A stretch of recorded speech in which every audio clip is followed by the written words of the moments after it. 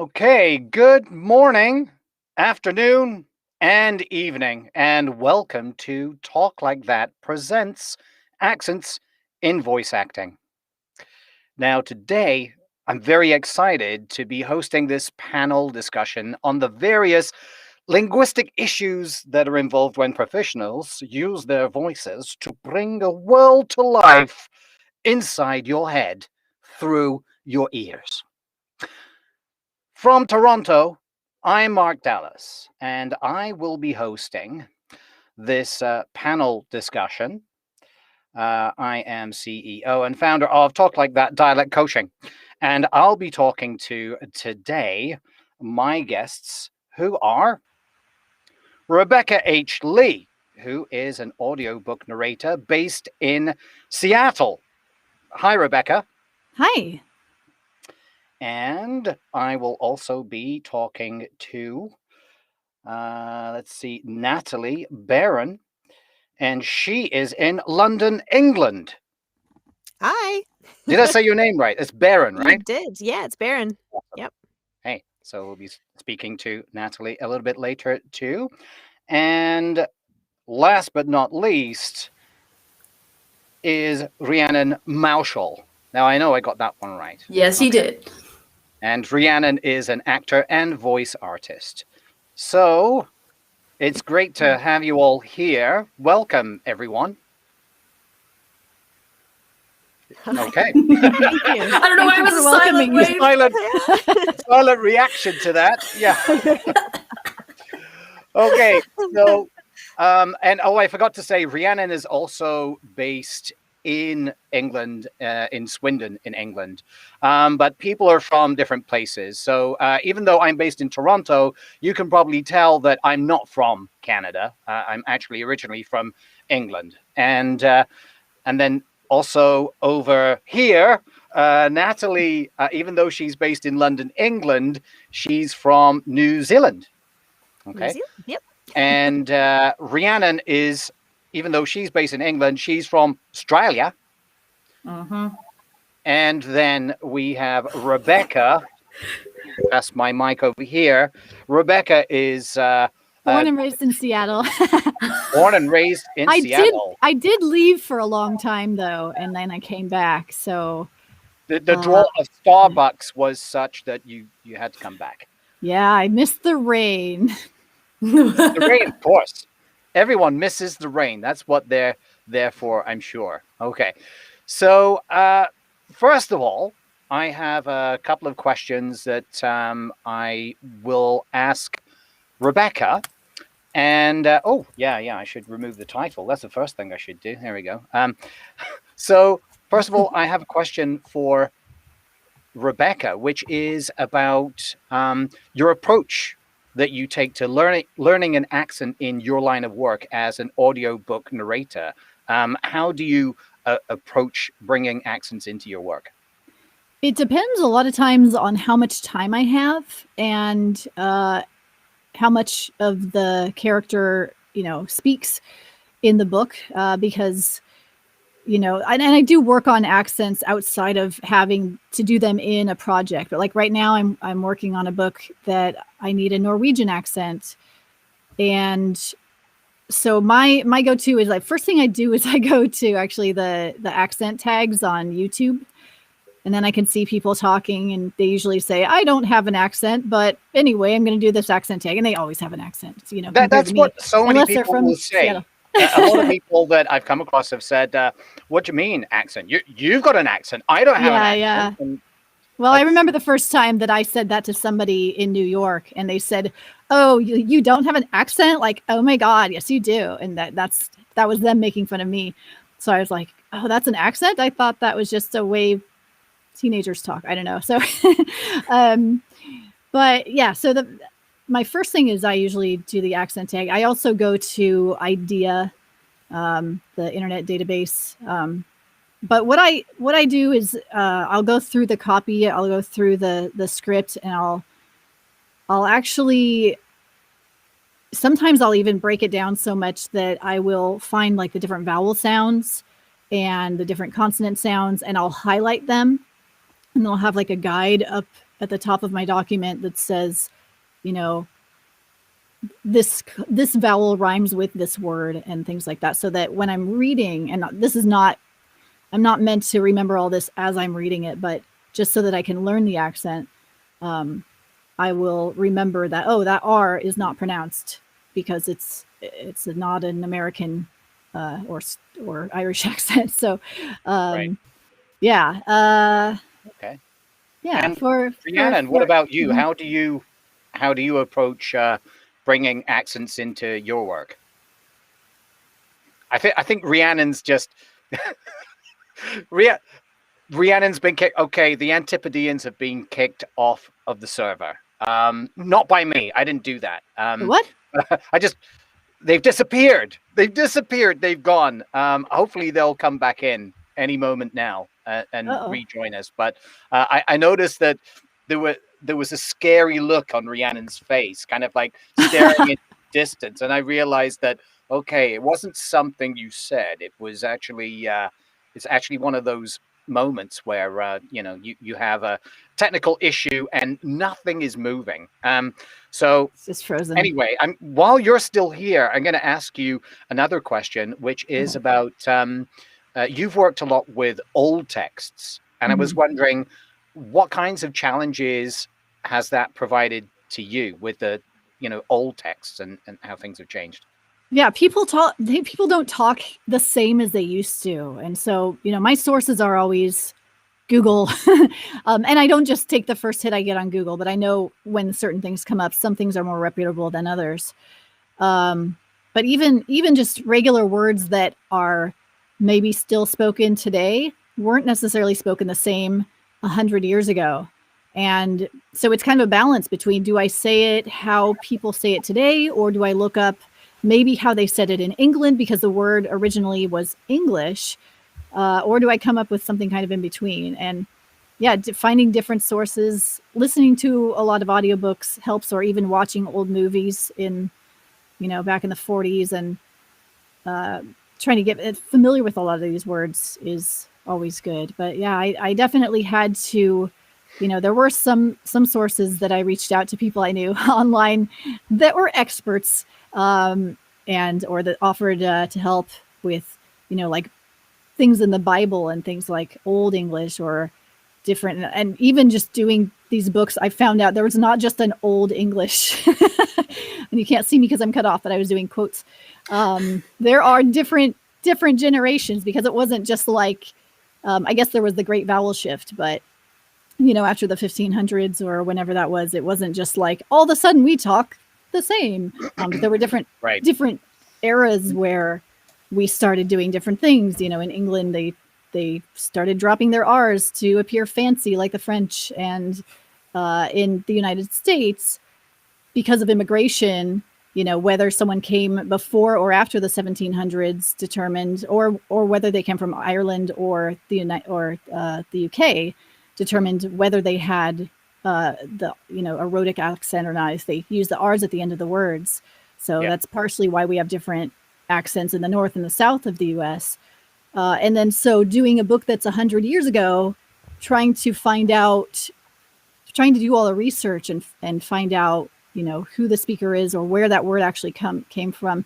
And a book that I recently did was very meta, because it was about words and the language from, it was written 100 years ago, but it was about how Americans speak. And so, I'm learning from doing the book, but I have to try to voice it as it would be voiced back then. But there's also a balance of, I want to be understood by people of today. So I don't want to sound too esoteric or too, unapproachable in that. Right. And also, I mean, this is the other thing, like if you're going to be voicing something from, like, say, within the last 100 years, like you mentioned, researching stuff that is either on film, or if you go back a little bit before that, there are wax cylinders, there are recordings of people that you could just about hear how they pronounce things. But when you go back 200 years, it gets a little bit more tricky. So then you have to go to other sources, right, and find out exactly. you've got to go to like linguists or whatever and find out, okay, how did they pronounce certain things in the vowels? But then it gets a bit easier when you go several hundred years back before people started to standardize spelling. So then back to the times when people would just write things the way they were pronounced, right? And Yeah. so then once you know the system of their writing, as it was then it's a bit easier to do, right? Mhm. I'm gonna ask now that Natalie's back. I'd like to ask you primarily. I know that you have. First of all, let me introduce this with a bit of a story. I've got a friend who's an actor who was cast as a character called Duh in a video game called Far Cry Primal, and it's set in prehistoric times. And he told me that he had to go to several days of classes to learn how to speak dialects that had been reconstructed based on Proto-Indo-European, and that's pretty hardcore stuff. I don't know, Natalie, if you've done anything like that, but I know you've. Yeah, I just wanted to ask you about your approach to learning like a non-Anglo accents and conlangs or constructed languages, that kind of thing. Yeah, gosh. I think if you're looking back in time at different languages, for example, if I do audiobooks as well, and I've narrated a series of Regency romances, so they're set in the 1800s, and it's all very much you show your ankle and it's scandal, but just different turns of phrase and things like that. I haven't learned anything too crazy like medieval or Neanderthal or anything like that, but I guess looking at different accents for different characters, I've narrated a sci-fi book where a lot of the characters were either mythological or like, or from a vampire or a werewolf, or that kind of creature background. So you kind of have to think, okay, well, obviously they're speaking English, they're acting like the werewolf was this American dude who had a pizza shop in the Midwest somewhere, but still, how do you kind of embody that character? And being that I'm from New Zealand, I'm always I work on my American accents, standard or Brooklyn or West Country, sort of like, I don't want to say Valley Girl, but that's kind of a good starting point for anything up the coast there and into Vancouver. And then, for example, one of the characters in the story was like a Bakor, which is sort of voodoo priest, Haitian, but in New Orleans. So there was a lot of different layers, and from that kind of the language, the pronunciation, and then also on the fact that they had grown up in New Orleans, American, but the very sort of twangy Southern, Deep South kind of layer on it, but then also living in the French Quarter. So there were a lot of French words in there. So it was kind of fun to kind of play around with that and find a voice for that character. Cool. Great. And Rhiannon, you work mostly in the video game industry, and I know that it's not unusual for an actor to voice more than one character in a game. How do you get around that? Well, particularly as game development becomes a much more open field, we're seeing an influx of indie games. So things like Unity and Game Engine being made available to everyone means that everyone is making games now, and they all want full voicing for both atmosphere and also for accessibility, which is a very important role of voicing in games. And as a result, they may have 20 characters, but that only have a few lines, and they really don't want to have to pay 20 actors. So they'd much prefer to pay an hourly rate to one actor who can fill in 5 to 10 of those roles. And one of the ways we as voice actors can make ourselves more appealing to devs and casting directors is to have a range of strong accents available to fill those roles. And it's not necessarily that they all have to be different, of course, because if they're all within one story and it's in one place, you don't want to suddenly just throw whatever you have at it. But I found that I can make myself a lot more appealing by just making sure I have a nice sort of broad range of accents that are all some are to a higher standard than others. Others I can get away with doing a few lines, and that's perfectly fine. And then there are ones where it's like, okay, I need to do a more nuanced performance. Therefore, if I'm going to be using this accent, it needs to be honed further. And I will also state there is a different accent expectation for different genres. Primarily things are voiced in American accents and a little bit more British accents. So you really want to have a nice broad range of American accents available for things like your FPSs, so first-person shooters, your RPGs, role-playing games. Well, I should say JRPGs, which is Japanese role-playing game. Not necessarily made in Japan, but it's a style. And that very much calls for an anime dub, very American sound. Whereas things more high fantasy settings like Witcher really are leaning into their regional British dialects. My partner really lost it because he's from the West Country and he loved it when we were playing Witcher, and a tavern owner actually said Gert Lush, and he was like, that's real, and I was like, yeah, that's colorful, and it's cool to see that we are branching away and seeing more regional dialects pop up. So it is very important as a voice actor to have a range and study up. And I love that you've provided a wonderful segue here into my next question, which is, it's really for everyone, but I mean, perhaps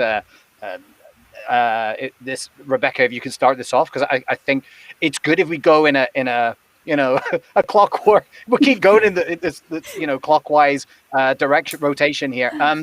But my question is, like, how can we address the problem of accent expectation versus reality and authenticity? Because that definitely does exist, right? Mm-hmm. Yeah, that's something I'm learning more and more, and especially accents rather than dialects. Dialects, somebody who sounds like they're from Brooklyn.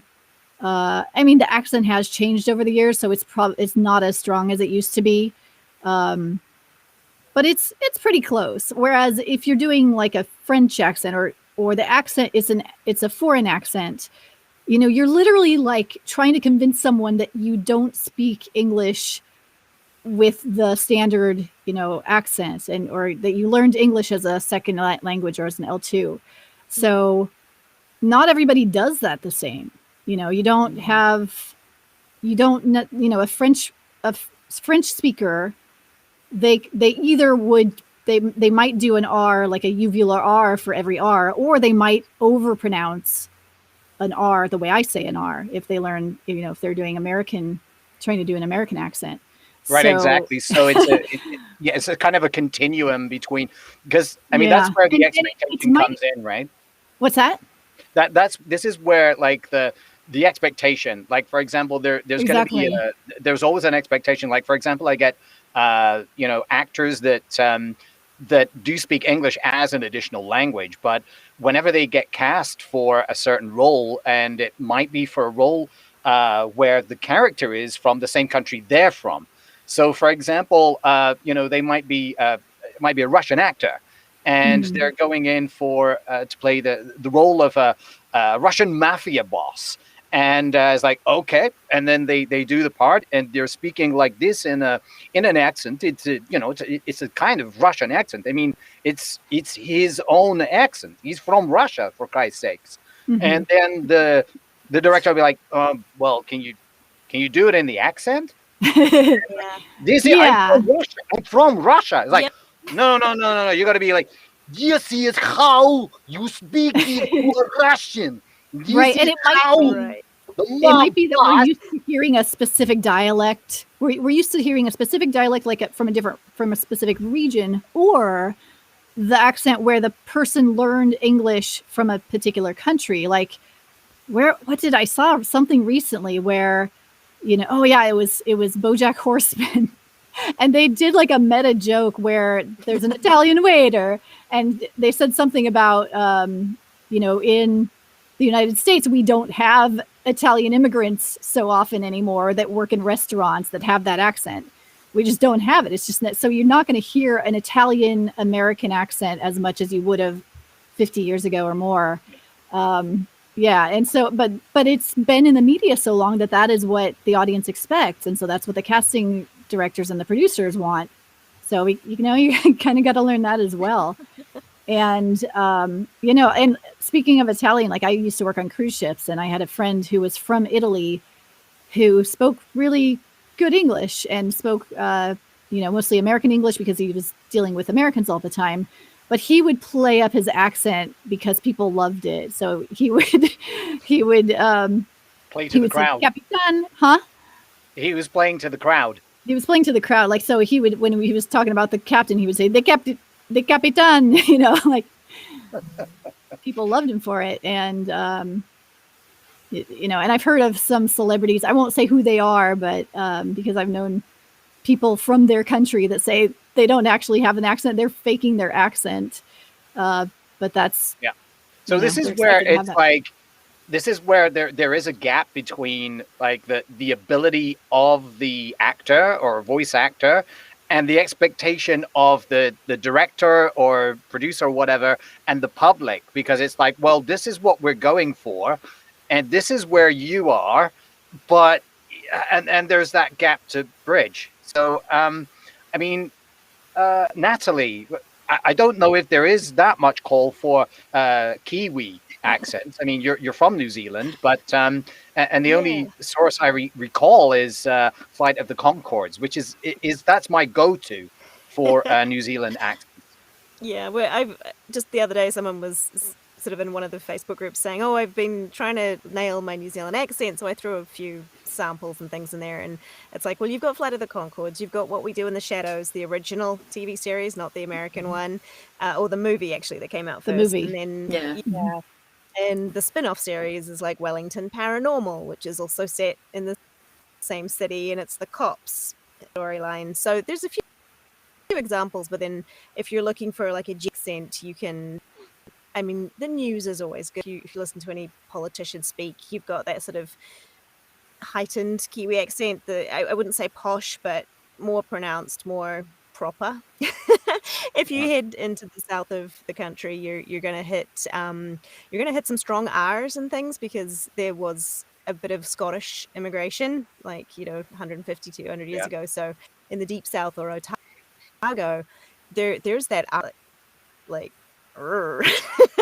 but in terms of perceived, I mean, two examples I can think of. I went to school in New York, and as part of WASs, we were encouraged to bring scripts in from, you know, writers that we like. So I brought a couple of New Zealand plays in, and chose a scene from one of them for one of our demos. And so the teacher was like, okay, everybody has to do the New Zealand accent, New Zealand play. And I'm like, sweet, in the bag. And I was the one getting the note, oh, it doesn't sound like you're trying hard enough. It's like, well, I don't try hard enough. This is the accent, and they all 500 Ks off the coast of Australia, which is so wrong.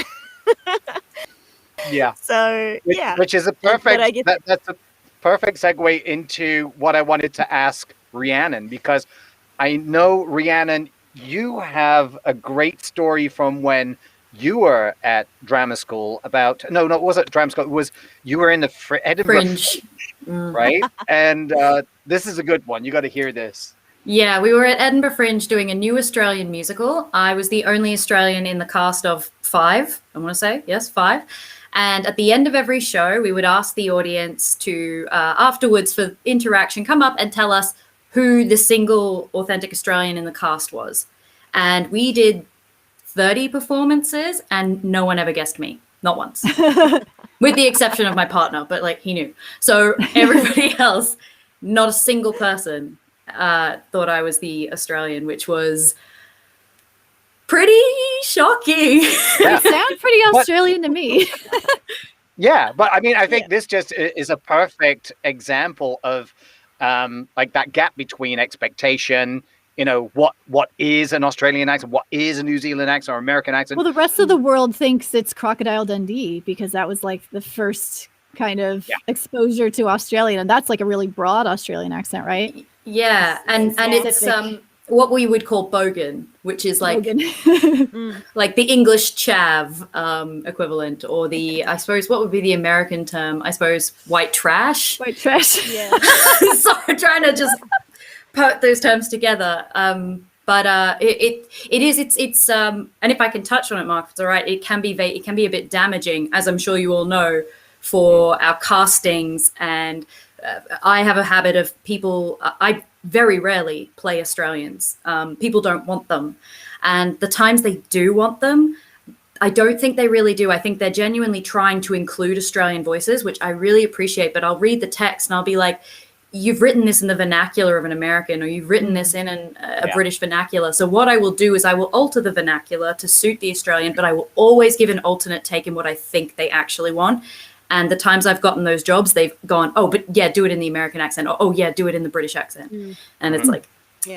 Yeah, that's a really good point you make. It's like, because even though, like, as a dialect coach myself, even though we're called dialect coaches, we're usually called on upon to help with accents and not dialects, because it's fairly rare that we get approached by authors, by writers, playwrights, to help them with the vernacular. And this is where the problem comes up, because they'll write it, like you said, they'll write it in, like, standard American dialect. And then it's like, oh, right, yeah, can you give this Australian accent? And it's like, well, no Aussie would talk like this. So we'll say those there's words. like that dissonance that happens too. It's a really good point. And I wanted to bring this further to the point where about authenticity and so on, to license. And I'm fully aware that all of us here are white people, so we're the irony is not wasted on us. But I guess the question is, like, the idea of, like, how authentic what's the word? Authenticity. There we go.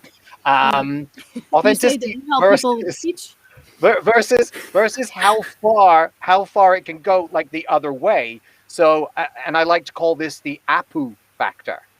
So, I mean, we all know about, the idea that the character Apu, who for so many years was a character in The Simpsons. And then, times have changed. They do. Humor changes. Jokes become dated, very, and they don't always age well, these jokes. And so, of course, and I think rightly so, Apu was kind of liquidated. And so, like, how do we see how far... I don't know. I don't want to say how far that can go, because I don't want to sound like someone who's like, oh my God, it's cancel culture. Things go you can't even play an Indian now. Like, where can we draw that line in terms of playing a character that is not of your ethnicity? And I know it's a little bit different between film and recorded voice. So I just wondered if we could, like, maybe chat about that a little bit. Let's go wise, starting with... I get the first one every time. I was watching a cartoon recently that was less than 10 years old, and I was surprised because there was a character that was supposed to be African American, I think. And I recognized the voice actor, who was a Caucasian American, and I'm like, why? It's Hollywood. They can get anyone. They have the budget. They can find somebody to read that. They can even find a big name to read that part. But on the other hand, if you're doing an audiobook and you are one person and you are voicing every character of the book, and it's not a multicast, because multicast books are very high budget, extremely high budget for many reasons. You're not, if you have one character that has 2 lines in chapter 12, you're not going to hire somebody, with that ethnicity to come and play that part. It just doesn't make any sense. So, and I have seen in, on social media, people say, oh, but you should, but, if you know anything about, and it's going to be weird if you do. If you have one person voicing all the white characters, and then you have one person of color, and you have a separate voice come in and do that part, it's just going to make it sound weird, and It's not going to help anything. So it comes down to practicality? I mean, in some ways, but it's also, you should try to give the job to the deserving person. And if you have the means and it makes sense to do so, then yes. But if it's not realistic to do that, then don't do it. But on the other hand, like if someone were to offer me a book where the main character was a person of color, I would turn it down because I'm not the person to tell that story. Somebody else, there are a lot of audiobook narrators. You're going to find someone who can tell that story that has, the better voice for it. Because sometimes it's not even just accent, it's voice as well. I listen to a lot of storytelling podcasts and I can go, oh, that person's Black. And then they'll tell their story and they'll talk about being Black. And it's pretty easy to tell sometimes, not all the time. Yeah. Okay. Anybody else add to that? Yeah, I think we've all sort of touched on it. Like for an audiobook, yes, it's usually one narrator, and I guess you could think of it in that it's one writer. They've written this story, and it's come from their mind or their perception of the characters. So you're giving a voice to that one story. And yeah, multicast audiobooks are very expensive to produce, just with all the rights and the buyouts and fees for everybody and all that kind of thing. So that's tricky. But people are doing it. People are, having maybe dual narrations and things like that and casting a bit wider. But I was asked to audition for a book. The main character was a young Maori girl. And I was like, not me, but I can definitely recommend a half a dozen other proper people who, A, the right age, B, they are Maori, and give that authenticity, the sound, the correct pronunciation of their history. So I have learnt some Maori at a beginner's level, and I can do the pronunciation. But if you've lived in certain places, you've also got that shared knowledge as well.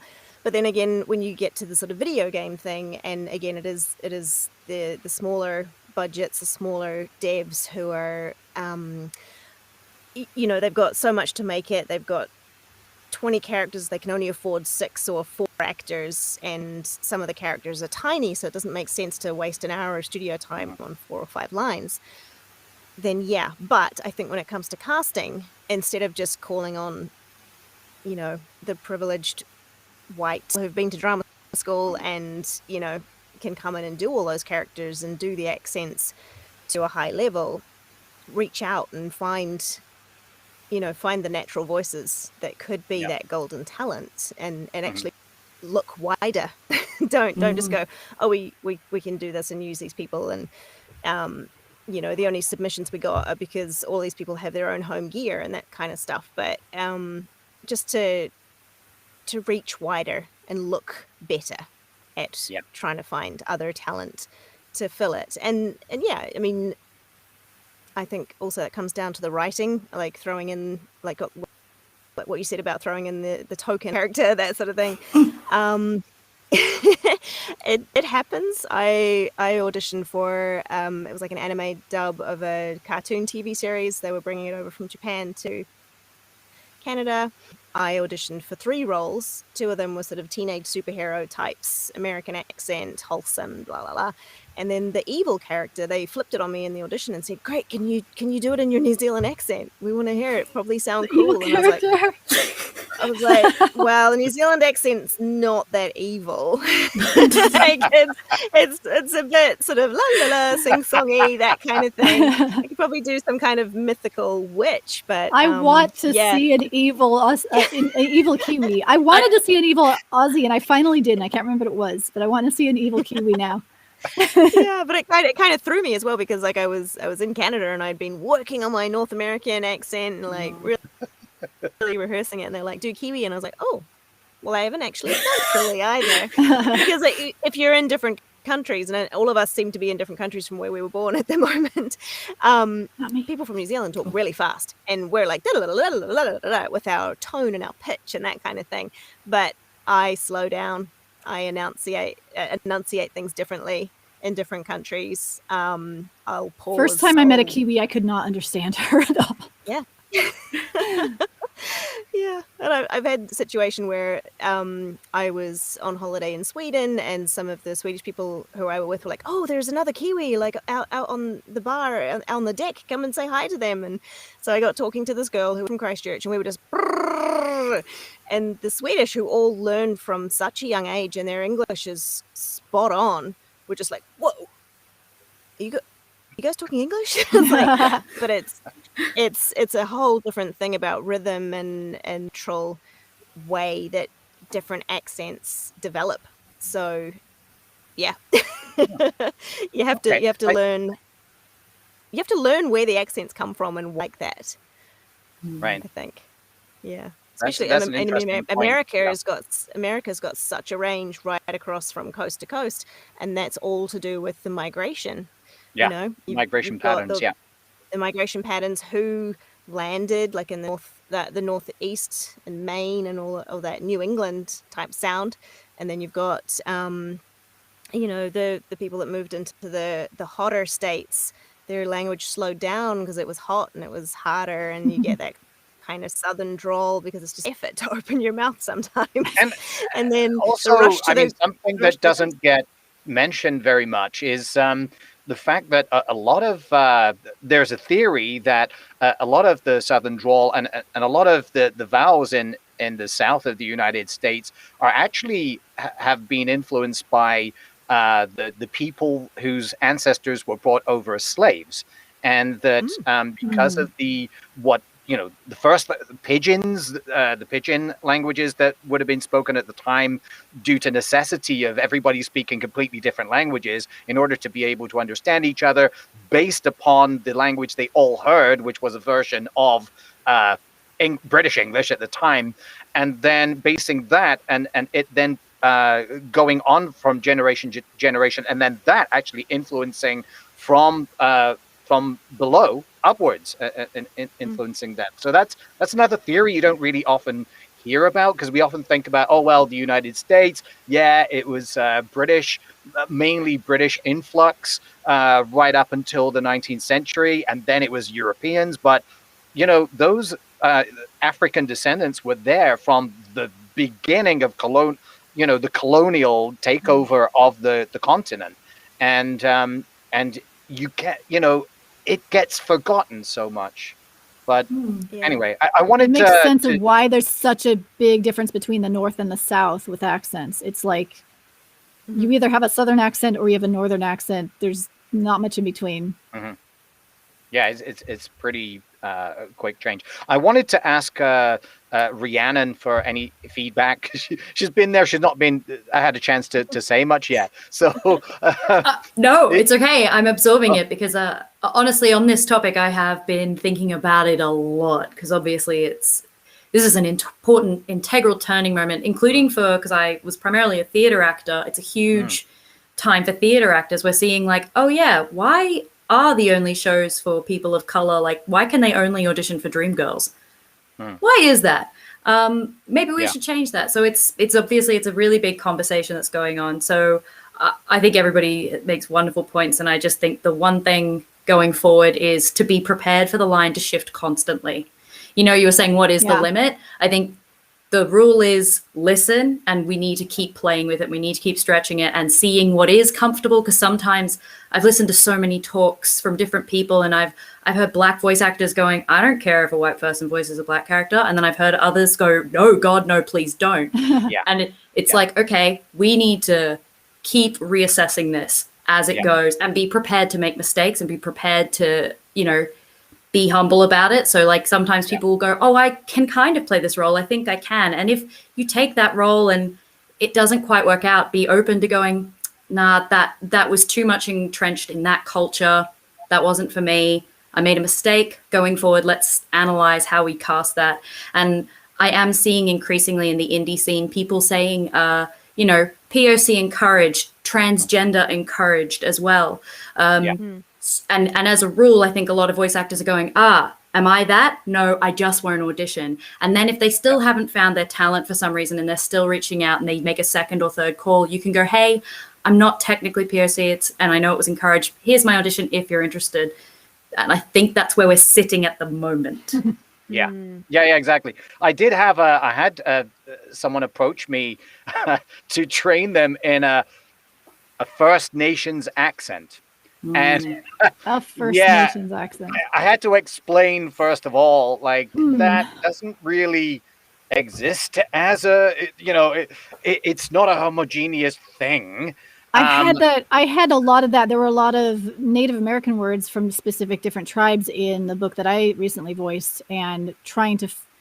There are some databases. Sometimes you got to pay for them, but it's not readily available information to find those specific tribes. And like if you look up on YouTube Native American accent, like you're gonna get movies of people doing a stereotypical what yeah, Hollywood thought was it's Hollywood is yeah, not there are your go-to. not your But go-to the for thing that at is that all. this person came to me to ask if I could teach her that, and she didn't have a role for it. It was like she That's just so funny. she wanted to learn this accent as she understood it to be, It's so and weird. so that she could go for roles that she could pass for as a native Canadian. And it's like, well, first of all, you are not native Canadian. You're not a First Nations person. So you've got to really reassess what you're thinking here. And two, no, I'm not going there. I referred it to somebody else that was a professor in linguistics at York University, and hopefully he could give her more reasons why she is really going in the wrong direction. Anyway, before we go any further, I wanted to address a couple of questions that have been posted by some of the viewers here. And the first one, simple enough, is it's from Shantae McCormick, and asks, I study accents constantly. Auditions often ask for light British or light this or that accent. Once we know the rules of the accent, what are ways to lighten it or just give more of a suggestion? I guess a hint. Anybody got a response to that? I've had to do this, especially for romance. When you think about it, you think about like your typical romantic comedy you see on TV in Hollywood. They don't have regional accents. These characters are from New York. They're from, whatever part of they're from Boston, but they don't have regional accents, or they have a very slight. Maybe that actor happens to be from there. So when I do a book where, I'm doing one right now where the character's from New York, so I don't think of I'm doing a New York accent. I think I'm a person from New York, and I talk a certain way, and I'm going to change where I place my voice. It's going to be more, kind of more adrenal, kind of up here, but I'm not going to try to say the words, hey, I'm walking here. I'm not going to do this. I want a coffee. I want a coffee. I did do a little bit of coffee because I'm like, I think she would say coffee. She wouldn't say coffee, but she also wouldn't say coffee, like a West Coaster. Like mostly I'm just trying to get rid of the West Coast and just be more like I'm from the East Coast. I'm a person who talks. I've all of my life I've talked with my voice kind of placed in this area, and there are certain words that I'm always going to say a little bit New York. Yeah. And that's for some reason New York comes up a lot for me, but I'm British. It's going to be the same, I think. Yeah. And I think if you're thinking about the character and where they've come from as well, I mean, what kind of light British status of this person, the What does it mean? socioeconomic thing, and what century is it? Because you can go from light Pride and Prejudice through to light East Enders kind of thing. Yeah. So, and one thing I forgot to mention, light means like it means the accent mixed with another accent, which is like the standard accent. So for me, General American, there's no like region where General American is spoken, but there are certain words that everybody says them differently, but some are kind of more common than others. And so, taking those things, I guess it's just eliminating the big words that are, too stereotypical. I don't walk the dog every day if I'm doing a light New York accent, but I walk the dog. Yeah. So it's kind of so really in that case, like you said, it's a mixture of like two extremes of accent. So it's like in that case, it's somewhere between General American or Standard American and a New York accent, because there's no such thing as a New York accent. Yeah, It's exactly. that kind of New York accent. Yeah. So that's it. So, and I think that terms like this that are very well, they're non-linguistic terms, like a light British accent. Well, just the term British accent, just it does. There's no such thing. It's like British is like an umbrella of so many different, not just accents, but categories of accents, and like Natalie touched on, different eras as well, different generations that are still alive, right? And because different generations speak in different ways within the same place. And so the term light, like you said, it doesn't actually, it's not a helpful term to use. And I'm not saying that this is, Shantae's personal thing, but I think it's something that quite often casting directors will use terms like this. I've even heard a casting director or seen a casting director put out a call for a particular role that said right at the bottom, it gave all of the, the age, the race, the everything about this person, the height, and at the bottom it said no accents. Yeah. Oh, I get those every day. When I responded to that and I said, excuse me, and I wasn't being confrontational, but she took it in a very confrontational way. I said, excuse me, but what do you mean by no accents? And the response was, it blew me away, because she said, I know what I'm doing. I've been a casting director for 30 years. And I mean, it's surprising from a casting director. I work with a lot of indie authors and I get this a lot. And so my go-to is like, okay, no accent. So that means they want me to sound like them. So I look up where the author is from. However, like I did this the other day and I got one that said no accent. And this casting notice went out to mostly Americans and probably some British actors. And I looked it up and she was from Australia. I'm like, okay, no accent, but the author's from Australia. I don't even know. I didn't even audition. I just have no idea. That's the point too, because like if you were this is another sort of drama school thing. My American accent is fine. My British accent is fine. We were studying British accents, and they were like, "No, it's not quite right." Da da da da. And so we did the whole thing again the next day, and overnight it suddenly struck me, okay, I need to be American in here doing British. And it was an attitude shift. It was like you were saying about where the voice is placed in your mouth, or where it comes out of you, kind of like your cheeks or your forehead or your nasality. Exactly, the resonance, yeah. And they were like, oh, that's great. Like, what did you do differently? And it's like, I did differently in here. A mind shift that, I'm American and I'm going to do a British accent. And it's going to be different to a British accent, or coming at it from a different perspective, I guess. Exactly. Are any of you guys on Clubhouse? No, I think I'm eligible now. I think that it might work on my iPad. I haven't tried it yet. I know I have an iPad somewhere in the house that I need to get unlocked, but I can't be bothered enough to go and do that in order to just get on Clubhouse. But here's a question or it's not a question, it's a comment here from Kalila. I'm sorry if I pronounced that wrong. Kalila. I think it's Kalila. It's come up so tiny as well on the screen.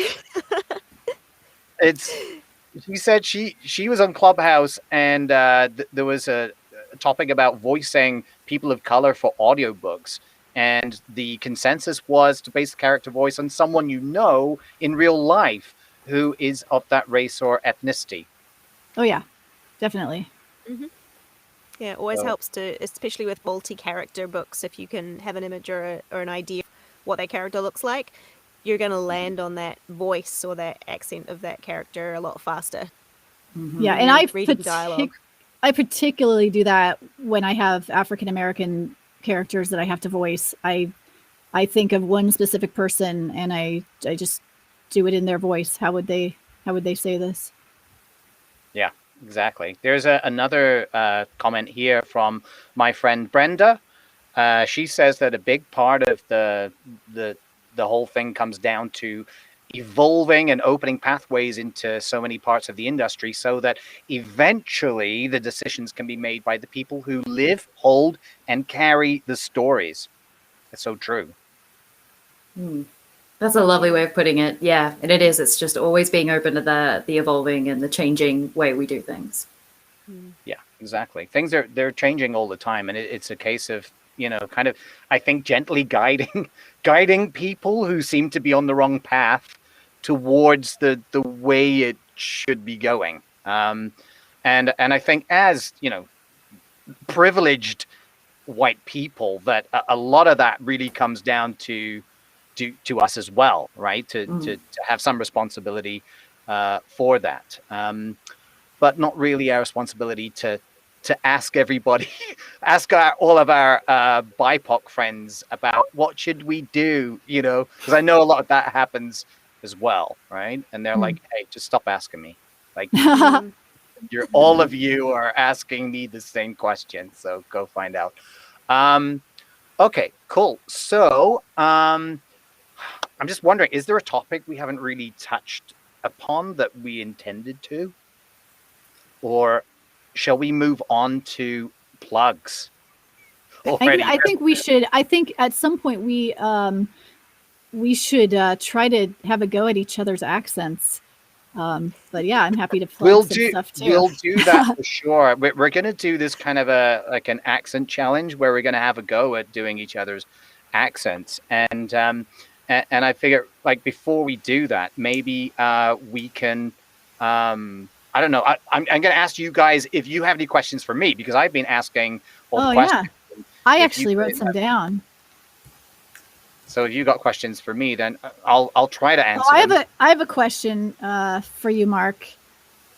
This is something, and I've come to realize that it is kind of more important, especially when I'm voicing older stuff where I can't really find. Well, let me just ask, do you have people who come to you for coaching and they're just like blown away? Like, do they have kind of expectations about accents, about what they're going to learn, or misconceptions that they learn maybe something differently from you than they thought that they would? Yeah. You see, usually there's quite a few. There are quite a few misconceptions. They're all different, but quite often I'll get clients that will come to me. I mean, apart from the one I mentioned, which was like, I want you to teach me this accent, when that accent doesn't really exist as a singular thing. But quite often you'll have people who think that it will just take, like, in order to get an accent down to a sufficient degree that they can actually put it down on a resume, they'll think that it will just take like maybe half an hour. Let me book half an hour with you, and because I need to. I think I had one person who sent me an email saying, "Yeah, I want to book 4 hours with you." I'm like, "Yeah, okay, great." And it's like, and I want to learn 8 accents. Oh boy.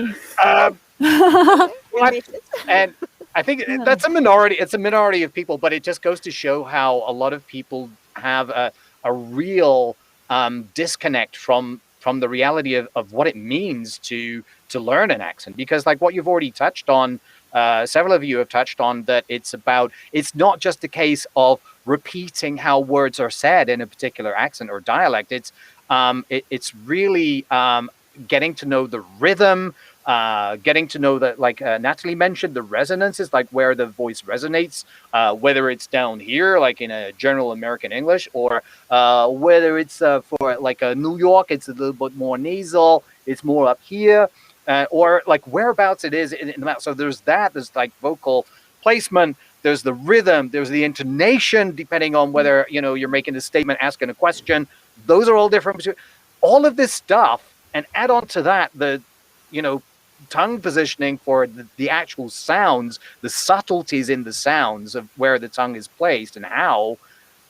All that put together does not take half an hour. So it's I guess that's the main one. Of course, people who have worked with a dialect coach before have a pretty good idea of what to expect. But and I don't mean to be unfair, but yeah, if people have no idea, no experience of working with a coach, then of course they're going to think that, okay, yeah, I'm going to set aside 4 hours to learn 8 accents. And the thing is, my tip is to like, look, pick three, pick three and set aside, some time and money to learn those three really well and get yourself so confident that to the point where you can go out and talk to people in those accents in your local coffee shop and have them think, oh, you're not from here.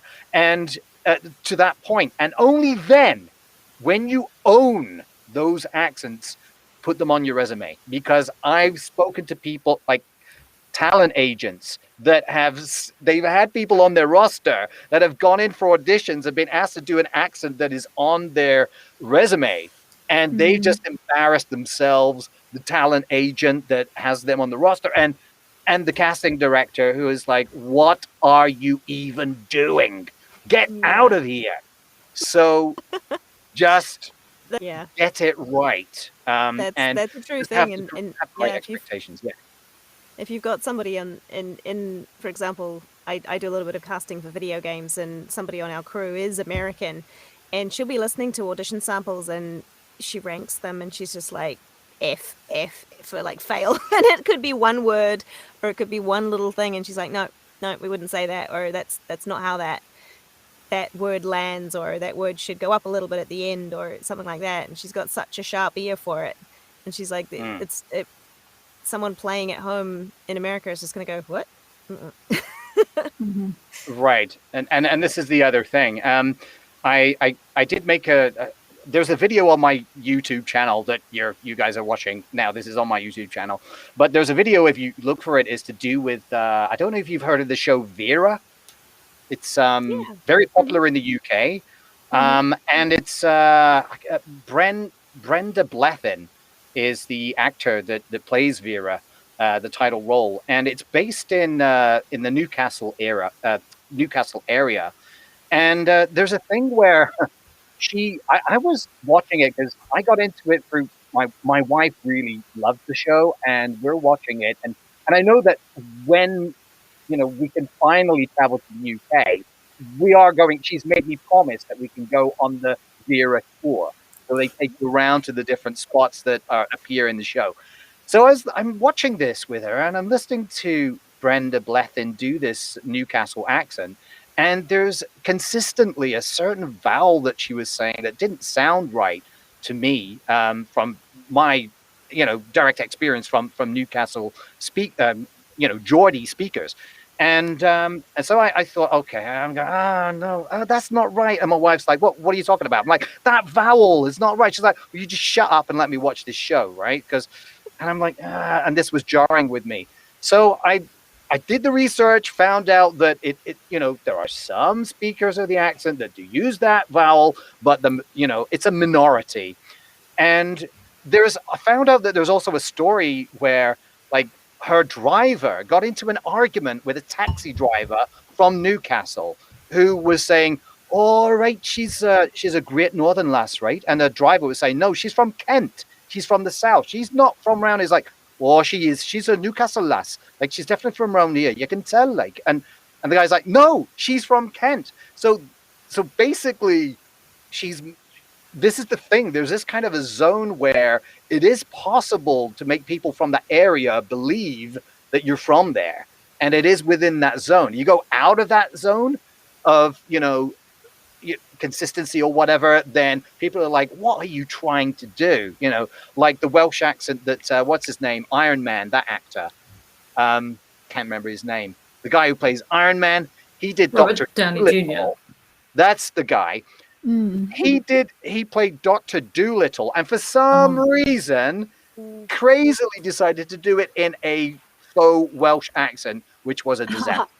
I don't know what I was doing there. But anyway, hopefully that answered the question. I can't remember what it was now. You have a question in the chat. Oh, right. From, who's it from? Shantae. Shantae. Distinguishing Is it the one that Shantae said ignore that question? She said ignore that question if you discussed it earlier. Okay, and the question is, Do you that's distinguish? I love this one. This is a great question. Do you Yeah. distinguish between the word dialect and accent? I've heard so many conflicting definitions, and some say the words are interchangeable. What sayest thou? That's a great question, and I love the way she put it. An early modern dialect there. I call Not old does English, early modern. before I answer, I wonder if somebody can give their version Ooh. because I don't think it's like it's not, this one is not set in stone, but there is a modern linguistic answer to this. Yeah, Okay, so Rebecca. so actors and acting teachers have kind of different definitions than linguists, and even if you look it up in the dictionary, you're going to find different interpretations of what these two words mean. So I'm not going to get into the linguistics one because my brain is in acting mode right now, and I just can't. I just can't brain. But and then if you talk to like a regular person who is not a linguist, not an actor, they're usually just going to use the word accent. So I'm always, depending on who I'm talking to, I will say accent if I mean accent or dialect. Whereas if I'm talking to my actor friends, I'm going to say dialect to refer to the same language, but a regional dialect or regional accent.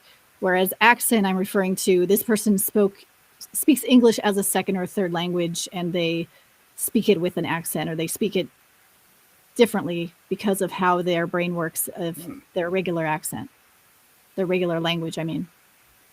Okay, Does it's that make sense? interesting. Okay, are there any other definitions that the rest of you have? No, I generally have always used the term accent in my training as an actor, and they always use the term accent. Occasionally, they'll use the term dialect when talking about what I was saying earlier, the vernacular. So the words used that correspond to a specific region. Yeah, and I think the Great. same. I think acting teachers tend to say that and use the word accent, but you can go into it like, okay, I'm gonna do a French accent, but my dialect is from the Loire region or something. So you're performing or you're acting or you're narrating in English, but your character is from France. But if you really narrow it down and bore into where they're from, they're going to have those localized dialectic things to their pattern of speech or to the way they say different words, or even different words. Like what was the West Country one you guys threw in before, the Gert Lurt? Gert Lush. Gert Gert Lush. Yeah. So that to me is, it's part of the accent, but because that's such a specific saying or vernacular, it's just come up through the history of that area, that that phrase or that word or that turn of saying is I've the noticed dialect of that spot. Yeah, that's awesome. I'm glad.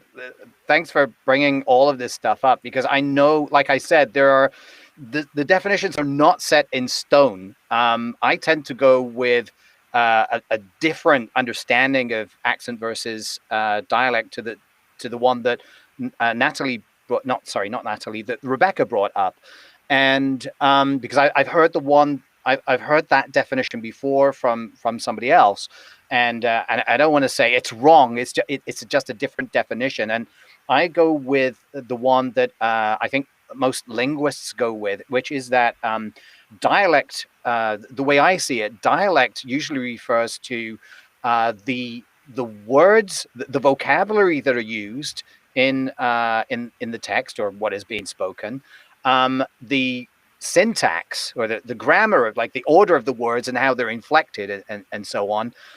All of those come under dialect. So basically, the way I see it in my head is that when the writer is putting these words on the page and when you're seeing them on the script, that is the dialect. And then what the actor brings to that is the accent. So the accent is the way that those words are said.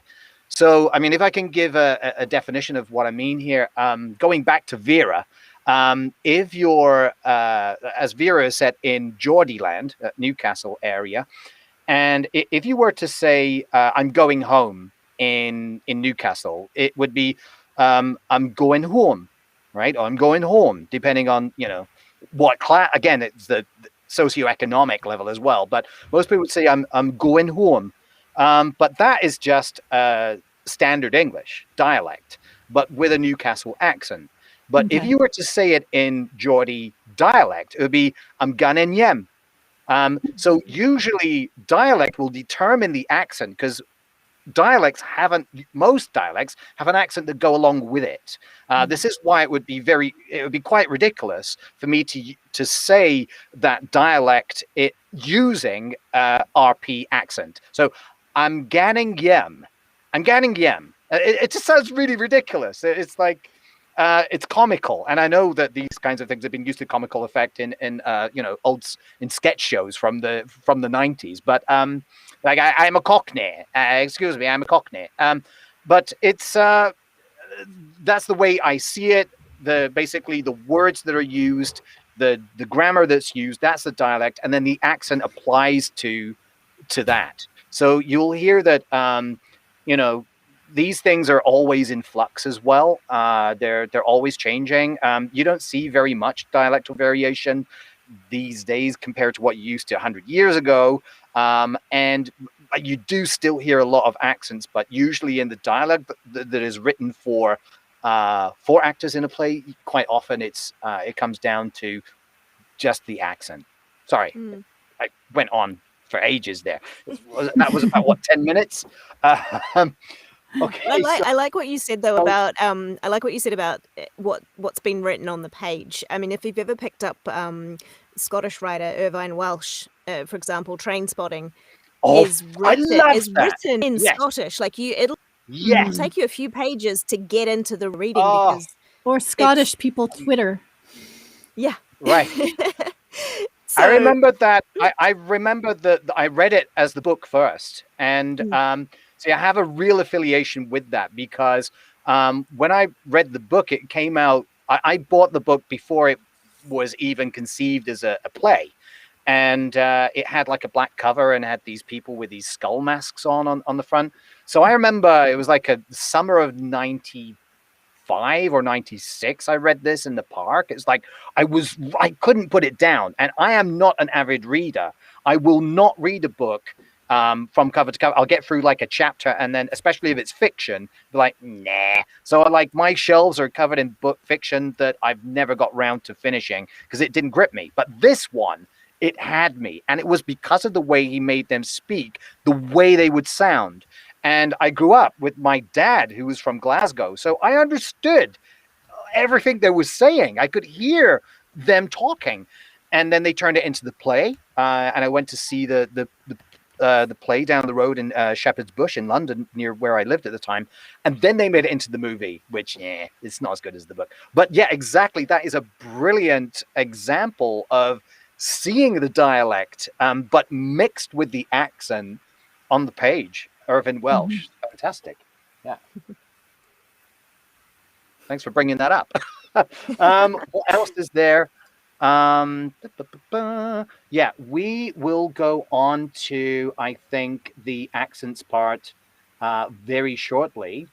And but first of all, I wonder, is there anything that you guys are working on right now? We'll go clockwise again, starting with Rhiannon. What are you up to these days? Oh, yep.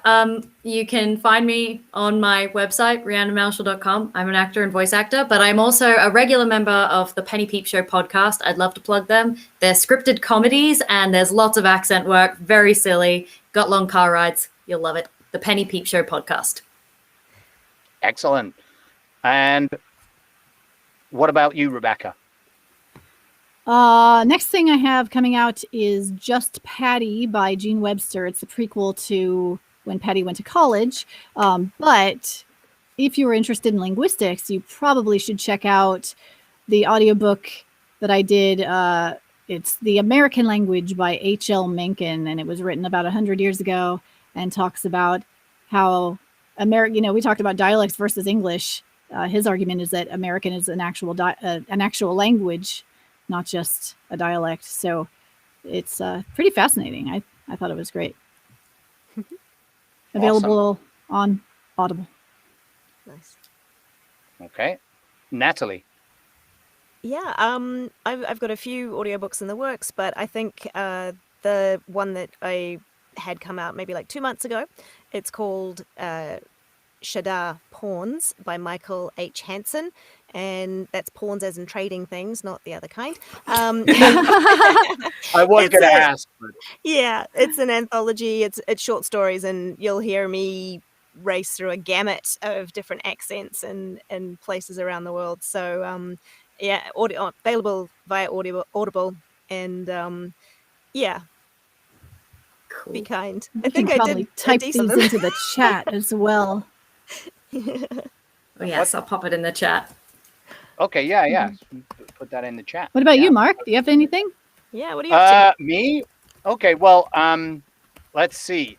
I've been working on a few little like short videos, like silly videos, really.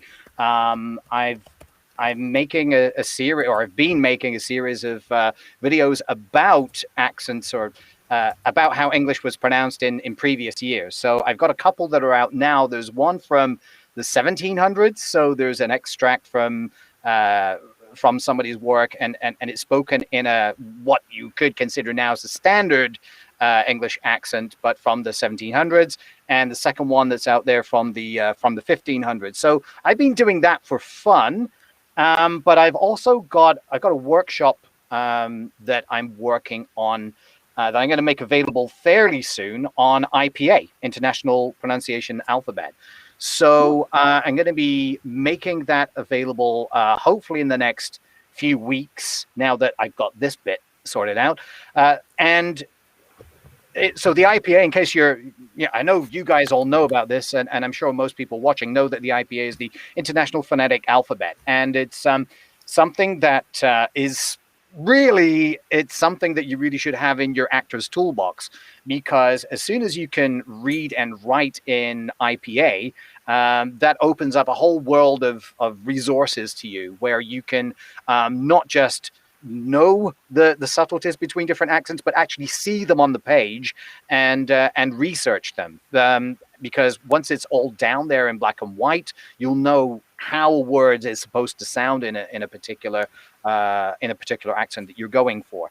So I'm going to be providing those IPA workshops pretty soon. To find out more about that, you can go to my website, which is talklikethat.com. So obviously, talk like that as one word, and that will be up there somewhere. Okay. Cool. Plus, also to be updated on any of the things that I'm going to be doing, you can just join the Talk Like That Facebook group. So if you just go on Facebook, do a search. If you're not already in that group, then do a search for Talk Like That, and then it will come up, and then apply to join the group, and all of the updates will be in there. And that's pretty much it for now. Nice. I couldn't figure out how to chat. Yeah. No, neither. We have a private on chat, this? but Yeah. With the Well, general no, chat down the side. Yeah. After the fact, you can just go into the YouTube link, and then you can put those links in there afterwards. Ah, So, cool. So check back on I YouTube. mean, under here, really dumb. actually, it does allow you to type a message, but we'll figure it out. Okay, well, that was a lot of fun for me. I hope you guys had as much fun as I did, and so I'd like to first of all thank all of you so much for coming and joining me on this. And also I'd like to thank Rebecca also for arranging this and finding out about Lingfest 21 and getting us involved with that. So thanks, You're welcome. guys. Thank Yeah. you. Awesome. And thank all of you out there viewing and asking us your questions and making your comments. That's fantastic. And hopefully we can do something similar to this again sometime soon. Maybe next year, Sounds good. Lingfest. We'll see. Maybe next, Linkfest 22, possibly, yeah. Okay, thanks a lot, guys. Okay. All right. Thank you.